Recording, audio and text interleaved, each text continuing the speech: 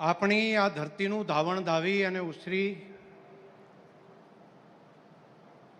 અને પ્રજા કલ્યાણના કામમાં આ ધરતીને ગૌરવ અને પુણ્ય બંને અપાવ્યું છે તેવા વિશ્વના સૌથી લોકપ્રિય નેતા, ભારત દેશને આંતરિક સુરક્ષા અને બાહ્ય સુરક્ષાની દ્રષ્ટિથી છેલ્લા 1000 વર્ષમાં સૌથી વધારે સુરક્ષિત જેમના નેતૃત્વની અંદર ભારત વર્ષ બન્યું છે તેવા મા ભારતીના સપૂત અને આપણા મોદી સાહેબને આપણી આ થરાદની ધરતી ઉપર હૃદયપૂર્વક એક વખત તાલીઓના ગડગડાટથી હાથ ઊંચા કરીને આપણે બધા સ્વાગત કરીએ. એક વખત તાલીઓ ગડગડાટથી. આપણા મોદી સાહેબ અહીંયા આવ્યા છે. કેટલાય દિવસથી આપણી બેનડીઓ વાટ જોતી હતી, આપણા વડીલો યુવાનો રાહ જોતા હતા. આપણા મોદી સાહેબ એમને જોવા માટે, એમને સાંભળવા માટે. તેવા આપણા મોદી સાહેબને આપ સૌ વતી ખૂબ ખૂબ એમનો આભાર પણ માનું છું. એવા જ આપણા સિમ્પલ લિવિંગ, હાઈ થિંકિંગ સાથે કામ કરતા આપણા રાજ્યના સન્માન્ય મુખ્યમંત્રી ભૂપેન્દ્રભાઈ પટેલ, હમણાં જ જેમણે સંબોધન કર્યું, આપણા બનાસકાંઠાની ડીસાની ધરતીના સપૂત, યંગ એન્ડ ડાયનેમિક, ઉર્જાવાન ડેપ્યુટી મુખ્યમંત્રી માન્ય શ્રી હર્ષભાઈ સંઘવી, ભારતીય જનતા પાર્ટી પ્રદેશના સન્માન્ય અધ્યક્ષ અને વડગામના વરનાવાડાના વતની માન્ય શ્રી જગદીશભાઈ વિશ્વકર્માજી, મંત્રીમંડળના સૌ સન્માન્ય મંત્રીશ્રીઓ, માન્ય ધારાસભ્યશ્રીઓ, માન્ય સંસદ સભ્યશ્રીઓ, સૌ અધિકારીશ્રીઓ અને વિશાળ સંખ્યામાં આપણા મોદી સાહેબને સાંભળવા માટે અહીંયા ઉપસ્થિત વાલા ભાઈઓ અને બહેનો. મોદી સાહેબ અહીંયા આવે ને એટલે હૃદયથી ખૂબ રાજીપો થાય. છેલ્લા 4-5 દિવસથી બધા લોકો ગામડે ગામડે અલગ અલગ કાર્યક્રમ કરીને મોદી સાહેબને મળવા માટે થનગની રહ્યા હતા. અને અહીંયા હું જોઈ રહ્યો છું હજારોની સંખ્યાની અંદર મારી માતાઓ બહેનો એ તો કેટલાય દિવસથી રાહ જોતી હતી, ગાણા ગાતી હતી અને ક્યારે અમારા વીરાને અમે મળીએ એ પ્રમાણેના બધા ગાણા પણ ગામે ગામ ગાઈ અને જાણે દિવાળી જેવો ઉત્સવ હોય તેવો ઉત્સવ આપણા ભાવ થરાદ અને બનાસની આ ધરતી ઉપર હતો. અને સૌથી આનંદ એ બાબતનો છે કે મોદી સાહેબ અહીંયા આવ્યા છે ત્યારે ભારતને વધુ સુરક્ષિત કરવા માટે એક મોટું એરપોર્ટ અહીંયા આગળ એમને નિર્માણ કર્યું અને આજે એની અંદર વિમાન ઉતાર્યું. મોદી સાહેબે વિમાનમાં બેસીને આપણી ધરતી ઉપર અહીંયા આવ્યા. પહેલી વખત કદાચ આ ઘટના હશે.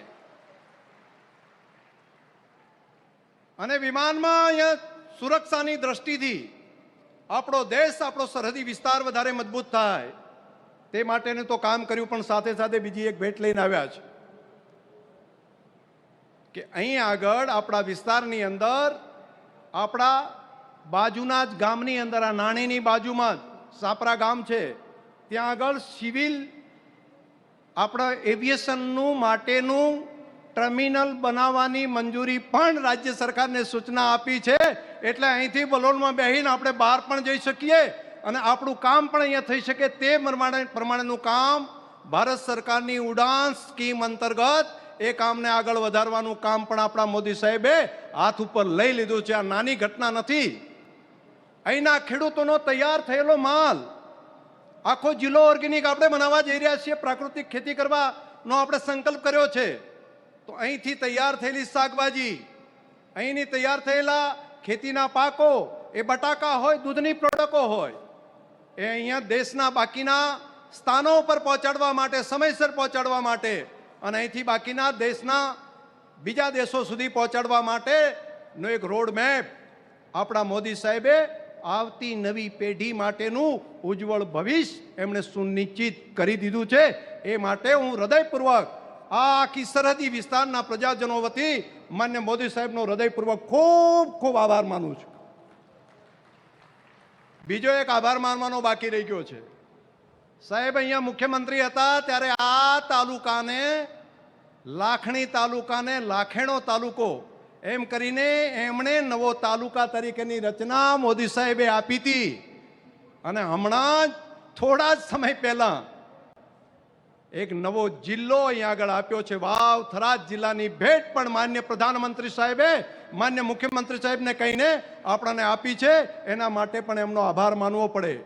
અને એટલું જ નહીં, સાથે સાથે રા તાલુકો, ધરણીધર તાલુકો, ઓગળ તાલુકો સહિત નવું વહીવટી સરળતા રહે એ માટેની પણ ઘણી ભેટ આપી છે. એટલે પણ આપણે આભાર માનવાનો. અને બીજું, તમે દુઃખના દિવસો આપણે બધાએ જોયા જ. દુષ્કાળની અંદર અહીંથી માઇગ્રેશન કરીને, હિજરત કરીને બહાર કમાવા માટે આપણે જવું પડતું હતું. આ ધરતીના સપૂત મોદી સાહેબ મુખ્યમંત્રી બન્યા. નર્મદાનું પાણી આ ધરતી ઉપર પહોંચે અને અહીંથી ઘર પરિવારને છોડી અને હિજરત કરીને બહાર કમાવા માટે જવું પડતું હતું. તે નર્મદાની નહેરો લાવી અને મોદી સાહેબે કાયમી જે દેશવટો આપણે બહાર જવું કાઢવો પડતો એમાંથી આપણને મુક્ત કર્યા. એટલું જ નહીં, જ્યાં નર્મદાની નહેરો નથી ત્યાં સુજલમ સુફલમ નામની નવી નહેર બનાવી. પાણી માટે આપણે ટળવળતા હતા અને એ વખતે કેટલાય લોકોએ વિરોધ કર્યો હતો કે આ સુજલમ સુફલમની અંદર પાણી નહીં આવે. આંદોલન ચાલતા હતા. પરંતુ આપણા ઉપર જે દુષ્કાળના ઘા વાગવાના હતા એ એમણે છાતી ઉપર ઝીલી અને આપણી ધરતી ઉપર સુજલમ સુફલમની કેનાલ કરી. અને સુજલમ સુફલમ કેનાલના કારણે આ વિસ્તારની ધરતીનું પાણી બિલકુલ નીચે જતું રહ્યું હતું. એને ફરી પાછું ઉપર લાવવાનું કર્યું. અને બધાની હાજરીમાં આજે મારે કહેવું છે કે સાહેબ, અહીંયા પાણી માટે, પીવાના પાણી માટે વલખા હતા. આજે ઉનાળાની અંદર પણ આ સુજલમ સુફલમ કેનાલની અંદર પાણી સાહેબ ભરાયું છે. એ આપની આ મહેનત, દિગ્દ્રષ્ટિના કારણે થયું છે. અને આ વાત સાથે સંમત હોય તો બે હાથ ઊંચા કરીને તાલી પાડો, નહીતર કહેશે કે શંકરભાઈ એકલા બોલે છે. ચાલુ રાખો તાલી બધા. આ એટલા માટે, બસ આ એટલા માટે હું કહું છું કે એટલું જ નહીં, તે પછી 5,000 કરોડ રૂપિયાના ખર્ચે આખા બનાસકાંઠા, પાટણ અને વાવ થરાદ જિલ્લાના ગામોમાં જે નર્મદાનું પાણી ના પહોંચ્યું હોય તે ગામો સુધી પાઇપલાઇનથી તળાવો ભરવા માટેની યોજના પણ મંજૂર કરી અને કેટલીક યોજના તો કાર્યરત કરી દીધી. પહેલા એ કહેતા, મને યાદ છે, આજે મારે જાહેરમાં કહેવું પડશે કે સાહેબ, એ વખતે વીજળી માટે આંદોલન ચાલતા અને ત્યારે એટલા બધા, કેટલાક લોકો તો એ પ્રમાણે બોલતા કે ત્યારે મનની અંદર આપણું કાળજું કપાતું. ત્યારે સાહેબ કહેતા, એક પણ શબ્દ બોલ્યા વગર કહેતા, ભાઈઓ વીજળીના તાર છોડો, પાણી પકડો, પાણી ડ્રીપ અને સ્પ્રિંકલર પકડો, ડ્રીપ અને સ્પ્રિંકલર લ્યો તો વીજળી અને બધું મળશે. બાકી જ્યાં સુધી પાણી જો ધરતીના પેટાળમાં નહીં હોય તો ખેતી કઈ રીતે કરશો? ત્યારે નહોતું સમજાતું. પરંતુ હવે બધા પ્રજાજનોને સમજ્યું કે સાહેબ, આપ કેટલાય દશકો પહેલા વાતો જોઈ શકો છો, કેટલાય સોયકા પહેલાની વાત પછી શું થશે તેની પણ દ્રષ્ટિ આપને છે. એટલે આપે અમને યોગ્ય દિશા આપી હતી.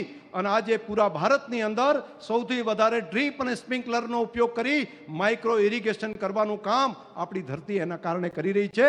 મોદી સાહેબે આ દીર્ઘ દ્રષ્ટિ સાથે આપણને દિશા આપી હતી, એના કારણે થઈ શક્યું. આપણને ઘણું બધું આપ્યું છે. ગોબર એ ગોબર નહીં, ગાયનું છાણ, એમાંથી એ ગોબર નહીં, ગોબર ધન છે, એ વેસ્ટ નહીં વેલ્થ છે. આ વાત આપી. 1 પણ રૂપિયાની રોયલ્ટી લીધા વગર આઈડિયા આપ્યો બનાસને. અને બનાસ ડેરીના માધ્યમથી આજે 3 બાયો સીએનજી કમ્પ્રેસ ગેસ એના માધ્યમથી અત્યારે ગાડીઓ, ગાયના ગોબરમાંથી ગાડીઓ ચાલી રહી છે. આ દ્રષ્ટિ આપવાનું કામ અને મદદ કરવાનું કામ આપણા મોદી સાહેબે કર્યું. તેના કારણે આ કામ કરી શક્યા. અને ભરોસો આપું છું કે સાહેબ, હજુ નજીકના જ આ જ વર્ષની અંદર અમે નવા બીજા 3 બાયો સીએનજી પંપ અહીંયા આગળ કરીને ખેડૂતો, પશુપાલકોને ગોબરમાંથી પણ વધારે પૈસા મળતા થાય તેવું કામ પણ અમે આપણા માર્ગદર્શનની અંદર કરીશું.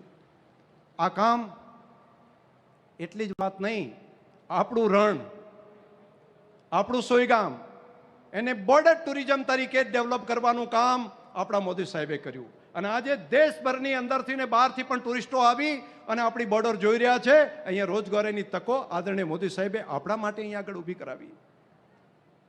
શિક્ષણનું પ્રમાણ સાવ ઓછું હતું અને એ વખતે ગામડે ગામડે ફરીને આંગળી પકડીને આપણી દીકરીઓ ભણે એ માટેનું કામ ધોમ ધકતા તડકાની અંદર પણ ત્યાં જઈને એમણે કરાવરાયું.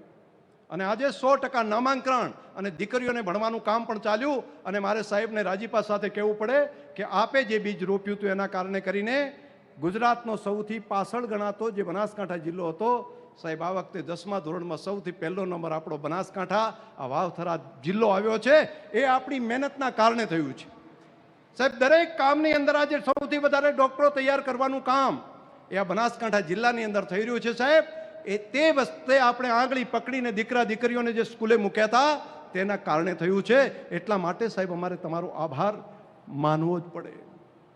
મારી તમને આ વાત કહેવા બેસું ને તો હજુ તો ઘણો બહુ સમય જાય, પરંતુ મારે આપ સૌને વિનંતી કરવી છે કે મોદી સાહેબને કોઈ ઘણા કહે છે મોદી સાહેબ ક્યાં રહે છે, તો મોદી સાહેબ દિલ્હીમાં નહીં, અહીંયા બેઠેલા લોકોના દિલમાં રહે છે, બધાના હૃદયની અંદર છે, એક એક વ્યક્તિના દિલમાં રહે છે. અને જો આ વાત મારી સાથે જો તમે સંમત હોય તો આ મીડિયાની હાજરીમાં, આટલા બધા લોકોની હાજરીમાં તમે કેટલો મોદી સાહેબને પ્રેમ કરો છો.